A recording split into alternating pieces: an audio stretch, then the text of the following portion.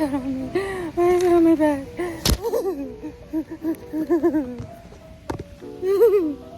What the fuck?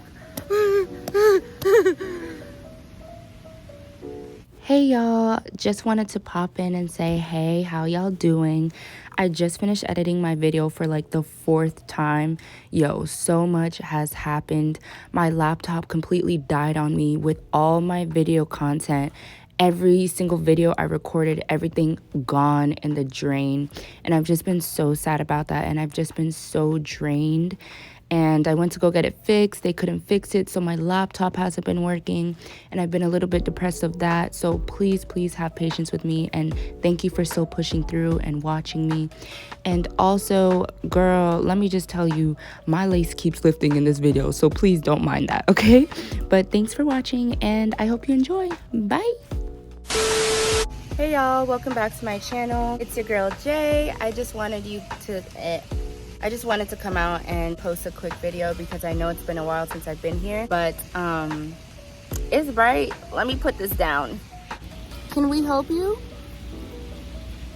Anyways, what's good y'all? It's your girl Jay. Welcome back to my channel. I know it's been a little minute, but I am back and better now. And today we are going to talk about my moving out story. If you have not watched any of my other videos, which you should definitely go do, I moved out of my house at the beginning of this year. I woke up to the truth about Jehovah's Witnesses last year, and I had stopped going to meetings, but I wasn't planning to move out of my house for another 1 to 2 years because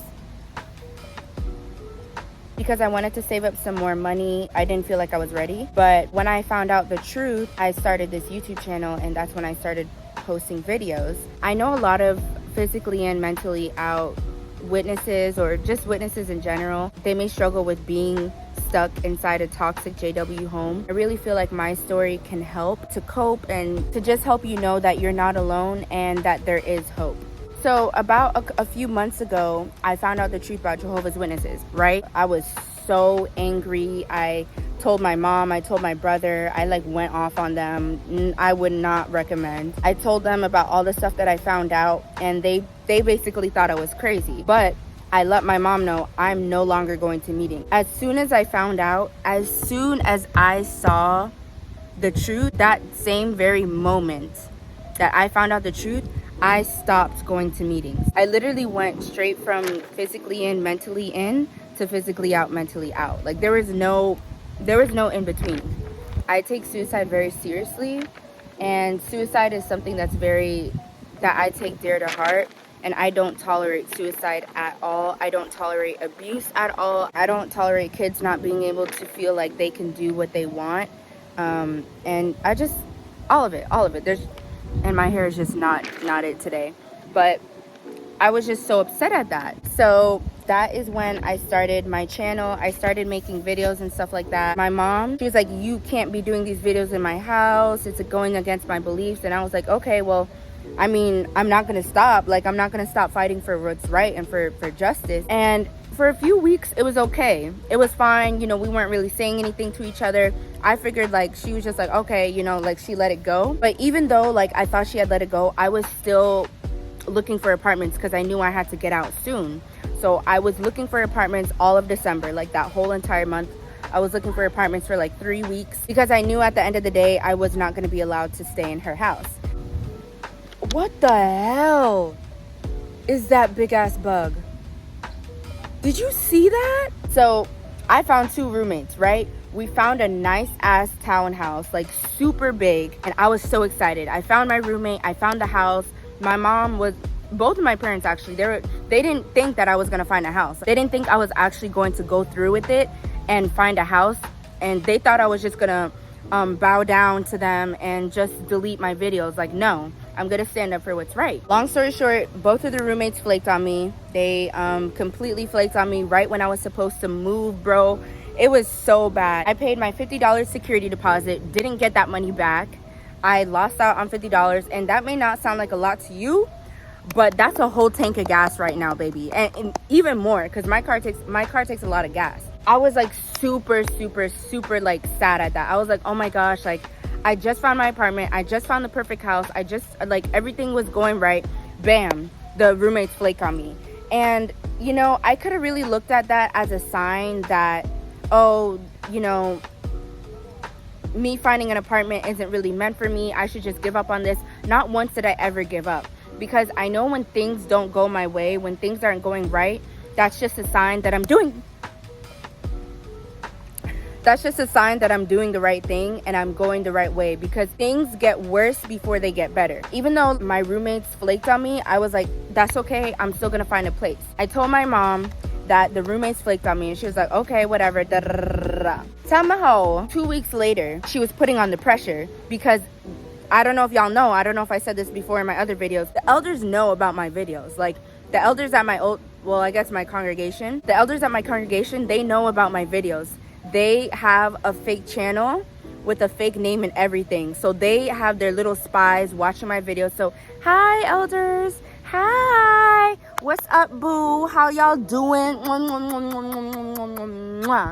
But anyways, the elders found my videos, and they found that they were not happy with the elders recording, my elders meeting that I recorded. That's what really set them off. That's what really got them upset.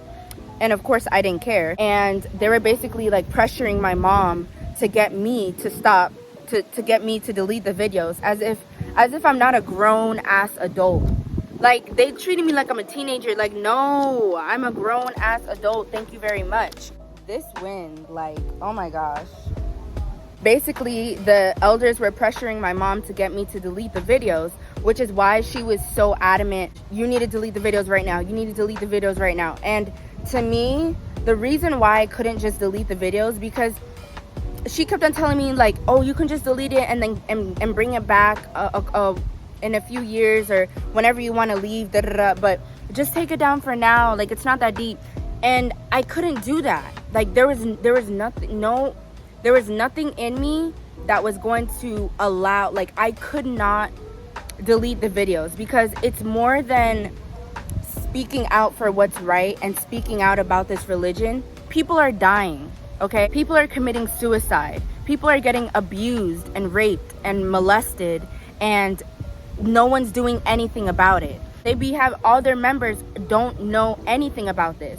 I don't tolerate suicide. The videos are not coming off. I had to tell my mom, like, listen, I'm not deleting the videos. This is what it is. Yada yada yada, right? Because we were good. Like, even though she wanted me to delete the videos, we were still good. Even though I wasn't going to meeting, she was of course really sad about that, but she didn't force me, thank God. Out of nowhere, she burst into my room and she was like, you're either deleting the videos today or you can no longer stay in this house. And I was just like, oop. I was like, okay. And then she was surprised that I was just like, okay. She thought I was just saying that and I was gonna delete the videos, and I was gonna bow down to her, and I was just gonna be a sad little, I don't know, whatever. I was like, oh my gosh, I literally have to be out of the house today. I don't have a place to stay. I don't have an apartment. I don't have roommates. I literally had nothing. It was New Year's Eve. So I was like, okay, I packed all of my stuff. I packed all my clothes in my suitcases. I packed everything. I took like about an hour or two and I started packing. And she came into my room and she looked in and she was like, oh, like, you're actually leaving? And I was like, yeah, I'm leaving. She didn't think I was actually gonna do it. So I packed up my suitcases and I said, I'm going to my cousin's house because it was New Year's Eve. So I said, I'm going to my cousin's house for New Year's. We were already, before this, we had already planned to go to my cousin's house that following Sunday for New Year's brunch, the day after New Year's. So I just said, I'm gonna spend the weekend with them and figure out where I'm gonna live after. You know, I'm gonna take it one day at a time. So I said, all my stuff is packed. I'm gonna come back, you know, for my dog when the weekend is over. But don't worry, I'm not gonna stay in the house. I'm going to my cousin's house. And she was like, oh, wow, okay, da da da. So I pull up to my cousin's house. At this time, I'm freaking out because, guys, I don't know where I'm going to stay. And I have to figure out somewhere to stay because I work remote. So I need somewhere to have my computer and to work. So I was literally like freaking out, but my last resort, like, that I was planning to do was just live in my car and then go to my actual job and just work in person, because nothing was gonna stop me. You know, I was literally homeless, living in my car before when I had first found out and I had left. So it was something that I was willing to do again, because I was literally willing to be homeless to keep my videos up. That is how passionate I am about this. That is how much I care about you guys. Because no, it's one thing to come for me, but when you come for my family, it's war. Like, it's war. Like, you don't come for me, you don't play with my family. No. So anyways, I get to my cousin's house. You know, they don't know about the whole drama going down at home. Like, we didn't tell them that. I was just spending time with my little cousins, and it was nice because I like being around kids and stuff like that. So around nighttime, like after we had our little New Year's celebration, it was like 2, 3 in the morning. This is at my cousin's house. I was looking on my laptop for apartments. I was just looking. I was like, I don't know where I'm gonna live, but I'm looking. And I saw a post for an apartment a few hours from where I was. And it was someone that I had spoken to already.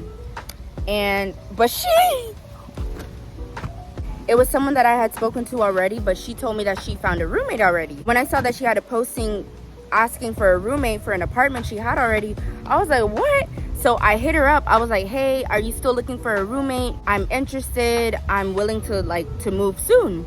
And she hit me up immediately. She's like, yes, like I need someone now, like I need a roommate, da da da. Mind you, y'all, I've never met this person in my life. Girl, I know it's very risky, but I literally had no other choice. I had no other choice. So we were talking throughout the whole night. I was like, okay, bet. We went over the apartment, the prices and all that. And then she's like, okay, cool. If you want, you can come tomorrow. Da, da. I was like, oh shit, like she for real. So I decided to stay until Sunday, until, you know, that brunch we were supposed to have. My mom came down, we had the brunch and everything, and it was such an awkward energy, because my cousins, they didn't know what was going on between me and my mom. So my mom was just like feeling some type of way, and she was kind of like guilting me, like making me feel guilty for leaving, as if I'm the one that's choosing to leave. No, I'm choosing justice. I'm choosing to stand up for what's right. And if you have a problem with me standing up for what's right, then that's a you issue. That's not my problem. She was there. She didn't expect me to leave or whatever. Long story short, it was basically that Sunday that I was supposed to leave. This story is all over the place. I'm so sorry. My mom came up to me and she was like, so are you leaving? Like, did you find a place? I was like, yes, actually I did. I have a roommate and I have a place to live. So I'm just gonna go get my suitcases at home. I'm gonna get the dog and I'm dipping. And she was like, are you serious? I was like, yeah, I'm very much serious. Girl, I was stressing because I had to drive like almost an hour to go back home, pick up my dog, pick up all my suitcases, get everything, pack up the car to leave, because it was like a 4-hour drive. I didn't want to drive at night. So I went home, packed up my stuff, packed the car. My car was literally filled. I barely had any space for anything. I barely had space to put my dog, bro. Ooh, sorry. Prior to packing up, I had FaceTimed the girl. We had an hour-long conversation. We were just talking. I picked up off of her vibes. I liked her vibes. Her vibes seemed very genuine. She was super sweet, super nice, and, you know, didn't seem sketchy at all. And I was like, okay, cool. I mean, I have no other choice, so I'm gonna just have to go. So I FaceTimed the girl, made sure she was legit, made sure she wasn't some human trafficker trying to take me and snatch me and kidnap me. And once, you know, all of that was cleared, my car was packed up. I put my dog in the car, and I met my mom and brother in the kitchen, and they were just both really, really, really sad. Like, my brother was like, you're actually leaving? Like, you're leaving? And I'm like, yeah. It was so, y'all, it was literally so sad. It was such a sad moment because I didn't want to leave. You know what I mean? Like, I was literally forced to leave. And I don't want to say my mom forced me to leave, because she didn't really force me to leave. She just kind of gave me an ultimatum, and I made the decision to move out. But it still, like, was forced. Like, I wasn't ready to move out. This just came out of the blue. It was just not a good time. So I gave them both a hug and kiss goodbye. It was so sad. I was gonna miss them so much. And I got in the car. It was already dark. It was nighttime already. It was like 9 o'clock, I think. And I started to head to the address. Oh my gosh. Yo, I'm forgetting the whole story. So, mind you, the place that I'm driving to isn't even my apartment yet. Tell me how the apartment wasn't going to be ready for another week. The apartment wasn't going to be ready for another week, and I needed a place to stay in that moment. Tell me how my roommate was like, oh, hey, like, you can come stay with me. I'm staying with another girl right now at a house. You can come and stay in the guest room until you find a place to stay or until the apartment opens up. Girl, when I tell you that was only the universe, that was literally the universe. The apartment wasn't even ready. I wasn't even supposed to have a place to stay that time. She literally, out of her good heart, said that I could stay with her for free at the house that she was at for a whole entire week until the apartment we were gonna stay in opened back up. Tell me that ain't the universe. Like, I was just so grateful. So anyways, so I'm driving to the house now, the temporary house that she's staying at. I'm driving there. It's like a 4.5 hour drive. And the whole time I'm having regrets. I'm just thinking, I'm like, what are you doing? You know, do you realize what you just did? You packed up your whole room. You packed up all your stuff. You're taking your dog. You don't even know where you're going. You don't even know this girl. You never met this girl. You don't know where it's gonna be. It's nighttime. What type of foolishness is this? This is such a impulsive, rebellious decision. What are you doing? Right after, I was just having a whole bunch of fears, you know, like I was like, oh my gosh, I should go back home. This is such a bad decision. Bad things are gonna happen. This is the worst thing ever. And immediately, I swear, like I can't explain this feeling. Immediately, like something overtook me. And I just had a voice in my head. I swear on my life. I had a voice in my head say, Jay, you're going to be okay. I'm going to take care of you. We're going to get through this. Everything is going to be okay. I swear. And like immediately, like just a wave of calmness went over me. Like a blanket of calmness. I don't know how to explain it, but I just felt immediately so calm. Like I felt like everything's gonna be okay, you know? Like I don't know where it came from. I went from being so scared, so fearful, to just like that, being calm, being cool and collected. Because guess what, y'all? I didn't have no time to be scared and to be fearful. I had to put on my big girl armor and do what was needed. I didn't have time to be a scared little person. I had to man the hell up, grow the hell up, and adult real quick. It was so scary, but in that moment, I just felt calm. A few hours passed. I finally get to the house, right? I wasn't able to find it for like 30 minutes. I was driving around circles, calling her, asking her where it was, She had to send her current location, everything. And the community was really nice. It was a gated community. It seemed like a really safe community, so I felt really safe. And also, I had my dog with me, so I felt really safe. He's a very good protective guard dog. He's big. Like, when people see him, they get scared. Like, they're not gonna try anything. So that's why I felt kind of like okay to go, because I felt like, you know, if anyone tried to come for me, like, my dog will literally kill you. Like, my dog will come for you if you come for me. So I pull up to the house. I get there at around like, I think it was 12-ish, 1-ish. And I was exhausted. I was so tired. I didn't even pack on my car. I just got my night clothes. I got my computer for work, and I got my dog, and I went up to the door. You know, I knocked and everything. And she opened the door and she was like, hi. And I was like, hi. And, you know, we talked for a little bit. We went over it. We spoke about a few things. And she was like, if you're tired, like, you can go to bed. I set up the guest bed for you and everything. And she gave me a tour of the house. I looked through all the rooms because I wanted to make sure, like, no one was finna pull up on me and, you know, try to attack me or kidnap me or anything. Everything was okay. I went into the guest room. It had a nice little bed. It was a nice room. And I was like, oh my gosh. She's like, okay, girl, like, I'm gonna leave you. I'm gonna go to bed now.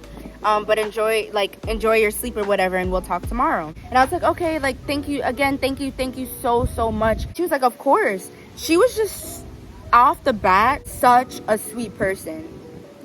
She was just so sweet. Like, when we met, it was like we've known each other forever. Like, that was the vibes we were on. Like, it was just like we had already known each other. We were good.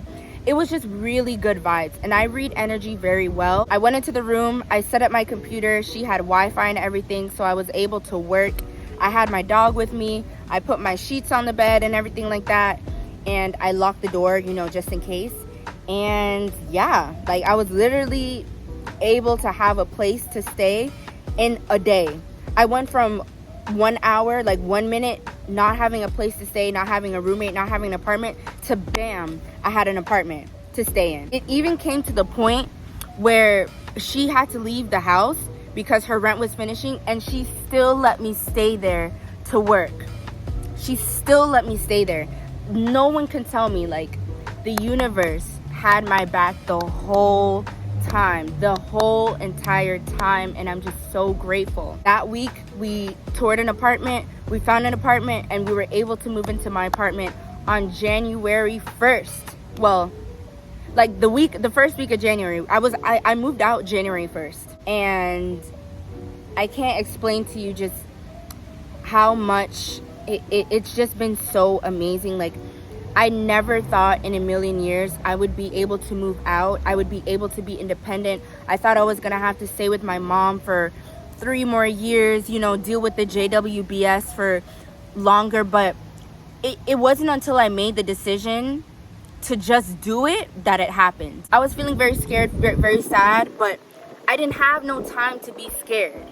I only had time to be proactive and get my shit together and do what the hell I had to do. So basically, why am I telling you this story? Well, I really just want to tell you guys my moving out story because I want you to know that anything is possible. I don't care if you're in a toxic JW home, both of your parents are physically and mentally in, and they're forcing you to go to meetings, and you know your life is just not the best and you feel like you can't get out. I'm here to tell you that is a lie. What you believe is your reality. So if you believe that you cannot get out of your house, you can't get out of your house. But if you believe that you can get out of your house, then you can get out of your house. It's all about your mindset, and that's why I'm just trying so much to really press the importance of having a good mindset. You don't become independent and then have an independent mindset. You get an independent mindset and then you become independent. You know what I mean? When you move out, prepare from now, prepare from home. Act as if you live on your own, do your own laundry, cook your own food, buy your own food, get your own transportation, prepare your mind, because it wasn't until I started to prepare my mind and act like I already lived on my own that things just started working out for me and falling into my lap. It wasn't until I started looking for apartments and I started being proactive and looking for roommates that I was able to find a roommate.